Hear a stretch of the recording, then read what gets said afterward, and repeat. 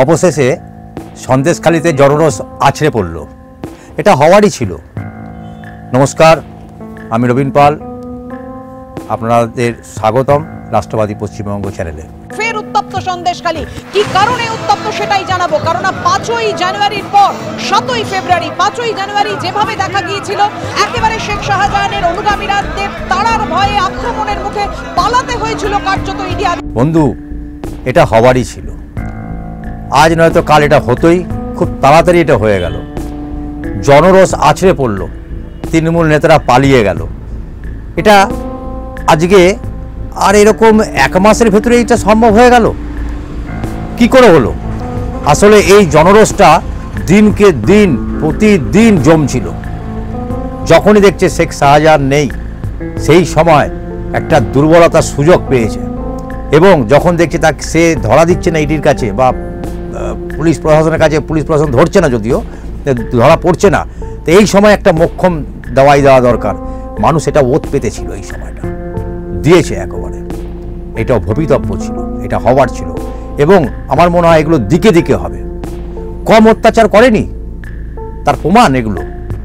জোর করে ভেরি দখল, জোর করে জমি দখল, বাড়ি ঘর দখল করে নেওয়া, সেচের যে জল আসে সেটাকে বন্ধ করে দিয়ে ভেরি করা, এরকম সম্ভব নয় এইভাবে মানুষকে অত্যাচার করে। আর মানুষ দিনের পর দিন মুখ বুজে সহ্য করবে। কি পেয়ে গেছে সব? শাহজাহান নাকি বিপ্লবী, উনি মানুষের কাজ করে, সমাজের কাজ করে। তাহলে সমাজ আজকে খেপে গেল কেন? সমাজ খেপে গেল কেন? কি জন্য খেপে গেল?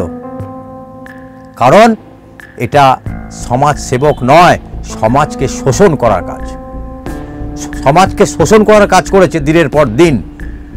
একটা মানুষ তার দম্ভে, তার ক্ষমতার বলে মানুষকে শোষিত করেছিল। আর শোষিত বঞ্চিত মানুষের আজকে জনরোষ আছড়ে পড়ল। ঝাঁটা, লাঠি, বাঁশ হাতে যে যা পেরেছে সে এগিয়ে গেছে। এটা কিভাবে সম্ভব?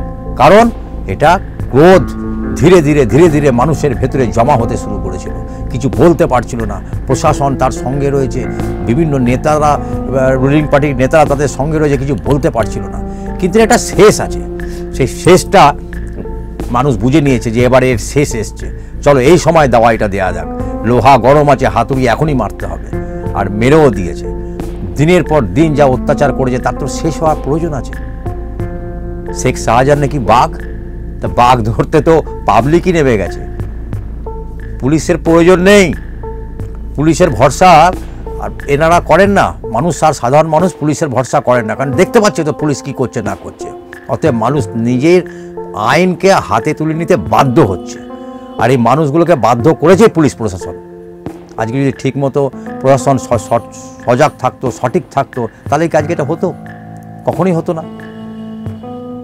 আজকে প্রাণ ভয় আর নেই, দেয়ালে পিঠ ঠেকে গেছে মানুষের, বাধ্য হয়েছে এটা কাজটা করার। আজকে যদি সেই তৃণমূলের নেতাগুলো পালাচ্ছিল, সেগুলো না পালিয়ে যদি হাতে পড়তো কি অবস্থা হতো? আজকে তো মনে হয় প্রাণে বাঁচত না এরা।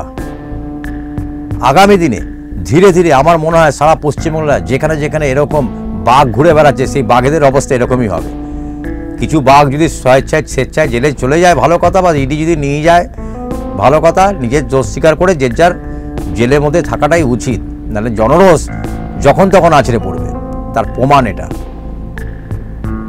জোর করে জমি দখল, জোর করে ভেরি লুট, যা ইচ্ছা তাই করা, মানুষকে বোকা ভাবা। প্রান্তিক মানুষ তারা দুবেলা অন্যের জন্যই তারা বাইরে দৌড়ে বেড়ায়। 7-5 ভাবার সময় নেই, কিন্তু তাদের উপর এত অত্যাচার সহ্য হয় না কখনো। দিয়েছে আজকে জনরোষ আছড়ে পড়েছে। বাঁশ পেটা থেকে বেঁচে গেল তৃণমূল নেতারা, নাহলে বাঁশ পিটিয়ে আজকে হয়তো সেই নেতাগুলো আজকে মানে ধরাশায়ী হয়ে যেত, যা পরিস্থিতি আছে। তো আগামী দিনে আমার মনে হয় যে গ্রাম বাংলায় প্লাস এবং পশ্চিমবাংলার সমস্ত এরকম যেখানে যেখানে বাঘ আছে, যেখানে যেখানে এরকম অত্যাচার হয়ে রয়েছে, সেসব জায়গায় কিন্তু এই জনরোষ এখন ধীরে ধীরে ধীরে ধীরে ধীরে ধীরে আর একদম একত্রিত হয়ে যে কোনো মুহূর্তে আছড়ে পড়বে। তাই মানুষের কাছে আবেদন, আপনারা বরঞ্চ এই জনরোষ মানে ক্রোধ না করে ধৈর্য ধরুন।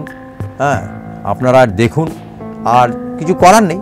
মানুষ যদি এখন মানে খেপে যায়, সেখানে তো কারোর কিছু বলার নেই। জানি না আজকের এই ইয়েতে পুলিশ প্রশাসন বা কার বিরুদ্ধে কী অ্যাকশান নেবে, আর এখানে পুলিশ মন্ত্রী বা কি তার বলবে যে বিপ্লবী দলের জন্য আজকে এই পরিস্থিতি, বা এখন আর তাকে বাঘ বলবে না ছাগল বলবে না ভেড়া বলবে, এখন দেখা যাক।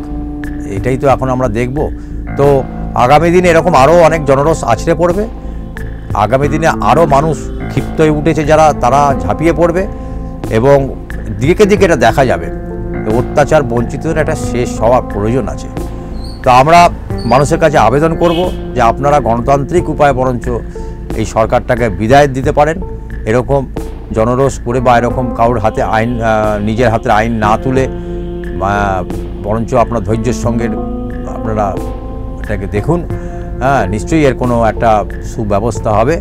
হ্যাঁ, এইটুকু বলে আমি আমার বক্তব্য শেষ করছি। নমস্কার।